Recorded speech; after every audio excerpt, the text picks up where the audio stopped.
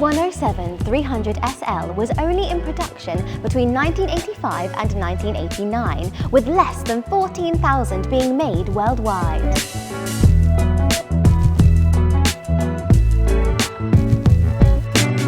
Our 1988 Mercedes-Benz 300 SL is finished in this beautiful nautical blue metallic and is finished in this contrasting cream leather interior.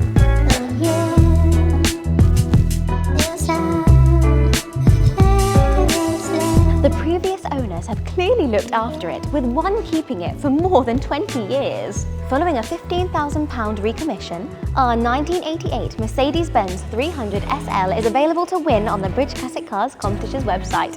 Good luck!